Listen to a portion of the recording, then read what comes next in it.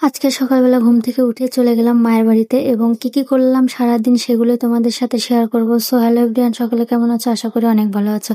তো সকালবেলা উঠেই 10টার দিকে আমার একটা পার্সেল চলে আসে। আমি একটা পার্সেল অর্ডার করেছিলাম, এক কথায় স্কিন কেয়ার প্রোডাক্ট। আমার মুখে কি জানি খুদি খুদি বের হয়েছিল, খুব হালকা, কিন্তু তারপরেও খালি মনের ভিতর কেমন জানি খুঁতখুত করছিল, এজন্য এই প্রোডাক্টটা অর্ডার করলাম। আতিক পার্সেলটা নিয়ে আসার পরে দুজন মিলে খুলে খুলে দেখছিলাম আসলে প্রোডাক্টগুলো রিয়েল দিয়েছে না নাকি হচ্ছে যে নকল। তারপর দেখলাম সবকিছু ঠিকঠাক আছে। তো আগের দিন রাতে আমরা দুজন মিলে মাছ মারছিলাম। এক কথা আমাদের বাড়ির পাশে অনেক পানি হয়েছে আর এখানে সবাই মাছ মারছিল আর আমাদেরও খুব ইচ্ছা হচ্ছিল মাছ মারি, এটা একটা শখ, এজন্যে।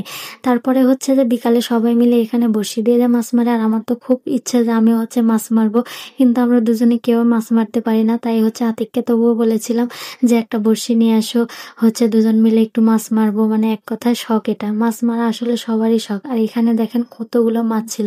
তো দুজন মিলে অনেক ট্রাই করার পরেও মাছ পেলাম না। তারপরে হচ্ছে যে 11টার দিকে রেডি সেডি হয়ে দুজন মিলে বেরিয়ে পড়লাম বাড়ির উদ্দেশ্যে। ও হচ্ছে যে ওদের বাড়িতে যাবে আর আমি আমার মায়ের বাড়িতে যাব। দুজনের সামনে হচ্ছে এক্সাম আর এখানে সবগুলো বই ছিল না, বাসায় কিছু বই রেখে আসছিলাম, এজন্য হচ্ছে সেগুলোই নিতে যাব।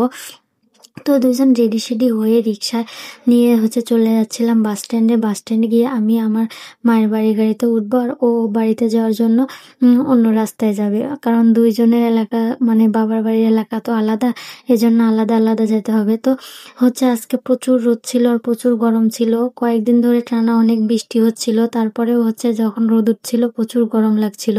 তারপরে হচ্ছে এইদিকে আতিক আমাকে একটা সিএনজিতে মানে অটোতে তুলে দিয়ে হচ্ছে যে ও বাসার দিকে রওনা দিল। তারপরে কিছুক্ষণ সিএনজিতে ওয়েট করার পর সিএনজিটা হচ্ছে ছাড়বে, এজন্য ওয়েট করছিলাম। অনেকক্ষণ বসে থাকার পর সিএনজি ছাড়লো। তো তারপরে হচ্ছে চলে আসলাম শেরপুল বাস স্ট্যান্ডে।